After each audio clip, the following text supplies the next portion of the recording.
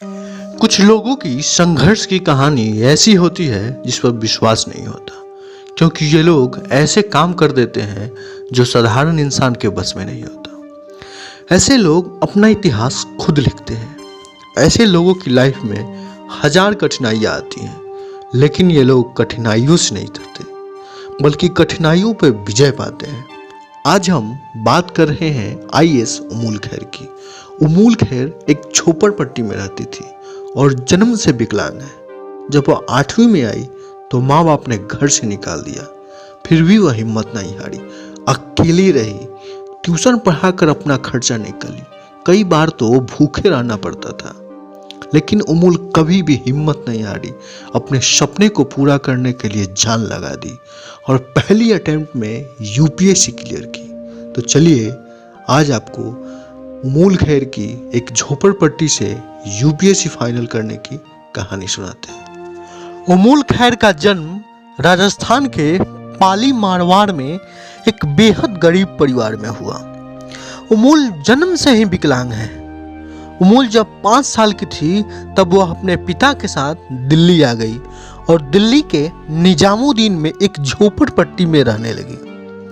उमूल के पिता फुटपाथ पे सामान बेचते थे, जिससे किसी तरह उनके घर का गुजारा चलता था। उमूल की 5वीं तक की पढ़ाई आईटीयू में एक दिव्यांग स्कूल में हुई। उमूल की घर की आर्थिक स्थिति तो खराब थी ही, ऊपर से उमूल एक बोन फ्रेजाइल नामक बीमारी से पीड़ित थी। इस बीमारी के कारण उमूल की हड्डियां इतनी कमजोर हो गई थी कि उन्हें हल्का सा भी चोट लगता था तो उनकी हड्डियां टूट जाती थी।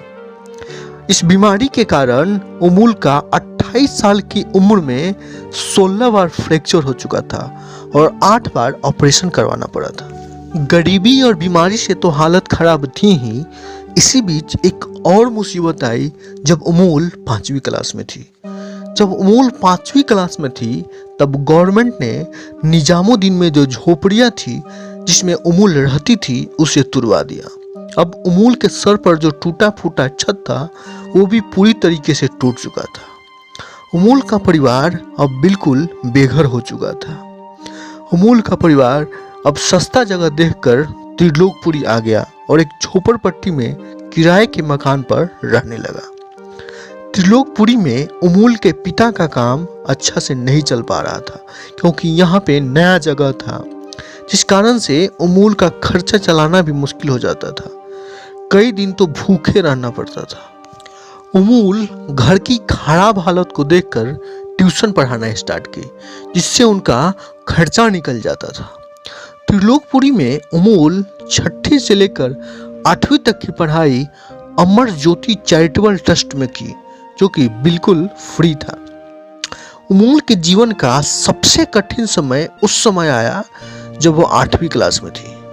उमूल जब 8वीं क्लास में थी तब उनकी माँ का देहांत हो गया। माँ का देहांत होने के बाद उमूल के पिता ने दूसरी शादी कर ली। उमूल की सौतेली माँ उमूल के साथ बहुत बदतमीजी करती। उमूल जब 8वीं पास कर ली तब उमूल की सौतेली माँ और पिता ने उमूल को स्कूल जाने से मना कर दिया। उमूल के साथ मारपीट भी की, उमूल को गालियां भी दी और धमकी दी कि अगर वो पढ़ने गई तो घर से निकाल देंगे या वापस राजस्थान भेज देंगे। उमूल के पास अब 2 ही रास्ते थे, या तो वो घर छोड़ दे या वो पढ़ाई छोड़ दे। उमूल अगर पढ़ाई छोड़ देगी तो जो उसका सपना था आईएएस बनने का वो कभी पूरा नहीं हो पाएगा। उमूल किसी भी कीमत पर पढ़ाई नहीं छोड़ सकती थी। उमूल ने कहा कि वह मर सकती है पर वह पढ़ाई नहीं छोड़ सकती। उमूल की सौतेली माँ और उमूल के पिता ने भी जिद कर लिया था कि उमूल को अगर घर में रहना है तो उसे पढ़ाई छोड़नी ही होगी। तो उमूल ने फैसला किया कि उमूल घर छोड़ देगी लेकिन पढ़ाई नहीं छोड़ेगी। लेकिन एक 8वीं क्लास की लड़की को दिल्ली में अकेले रहना इतना भी आसान नहीं था। उमूल के पास पैसे भी नहीं थे। उमूल को एक छोटी लड़की होने के कारण किराए पे रूम भी नहीं मिल रहा था। किसी तरह पास के ही एक झोपड़पट्टी में किराए पे रूम लेकर रहने लगी। रूम का किराया देने और अपना खर्चा चलाने के लिए अमूल स्कूल से आने के बाद शाम के 3 बजे से लेकर रात के 11 बजे तक ट्यूशन पढ़ाती थी। लगातार ट्यूशन पढ़ाने के कारण अमूल को खाना बनाने का भी समय नहीं मिल पाता था और ट्यूशन से इतना भी पैसा नहीं कमा पाती थी कि रोज खरीद कर खाना खा सके।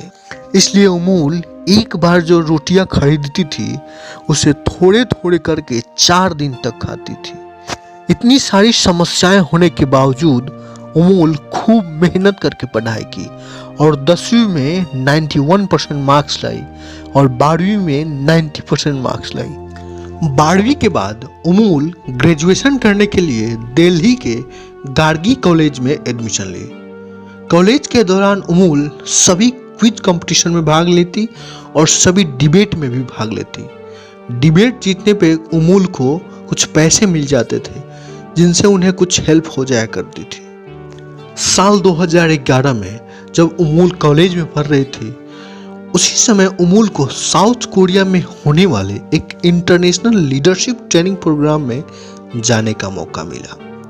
उस प्रोग्राम में अमूल भारतीय विकलांग युवाओं का प्रतिनिधित्व की।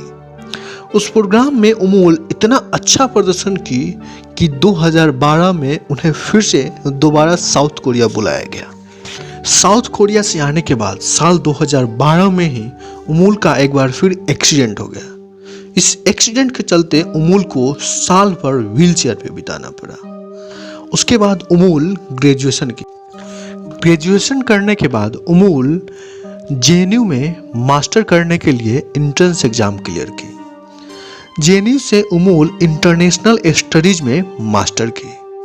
अमूल जब जेएनयू में रहने लगी तो उन्हें खाना फ्री में मिलने लगा। जब उन्हें खाना फ्री में मिलने लगा तब अमूल ट्यूशन पढ़ाना कम कर दी। साल 2013 में अमूल जेआरएफ क्लियर की जिससे उन्हें 25,000 रुपये स्टाइपेंड मिलने लगा। अब अमूल की पैसों की समस्या खत्म हो चुकी थी। अब अमूल पूरी तरीके से अपना ध्यान पढ़ाई पे करने लगी। 2014 में अमूल का चयन जापान के इंटरनेशनल लीडरशिप ट्रेनिंग प्रोग्राम के लिए हुआ। उस समय के 18 साल के इतिहास में सिर्फ 3 ही भारतीयों का चयन उस प्रोग्राम के लिए हुआ था। अमूल चौथी भारतीय थी जिनका चयन जापान के इंटरनेशनल लीडरशिप ट्रेनिंग प्रोग्राम के लिए हुआ। जापान से आने के बाद अमूल एमफिल की और एमफिल करने के बाद पीएचडी करने के लिए एडमिशन ली। पीएचडी करने के दौरान ही अमूल यूपीएससी की तैयारी स्टार्ट कर दी और साल 2016 में पहले ही अटेम्प्ट में यूपीएससी क्लियर की 420 रैंक के साथ। अमूल से जब पूछा गया कि उन्होंने यूपीएससी करने की कब सोची तब अमूल ने बताया कि जब वो दूसरे क्लास में थी तब वो सुभाष चंद्र बोस की एक कहानी पढ़ी। उस कहानी में सुभाष चंद्र बोस के पिता सुभाष चंद्र को कहते हैं कि तुम यूपीएससी, उस समय सिविल सर्विस था, सिविल सर्विस की तैयारी करो। लेकिन सुभाष चंद्र बोस देश की सेवा करना चाहते थे इसलिए वो देश सेवा में जाना चाहते थे। तब सुभाष चंद्र बोस के पिता ने कहा कि तुमसे सिविल सर्विस होगा ही नहीं, इसलिए तुम बहाना बनाकर देश सेवा की बात करते हो। ये बात सुभाष चंद्र बोस के दिल में लग गई। सुभाष चंद्र बोस ने फिर सिविल सर्विस की तैयारी की और सिविल सर्विस क्वालिफाई किए। बाद में Subhash Chandra Bose civil service join नहीं करके वो देश सेवा में लग गए। यही वो कहानी थी जो अमूल को प्रेरित की आईपीएस बनने की। यहीं से अमूल का यूपीएससी के लिए जो सपना स्टार्ट हुआ वो यूपीएससी 2016 में क्लियर करके पूरा किया। आगे हम अमूल के अच्छे भविष्य और अच्छे हेल्थ की कामना करते हैं। अमूल ऐसे ही आगे बढ़े और देश सेवा करे।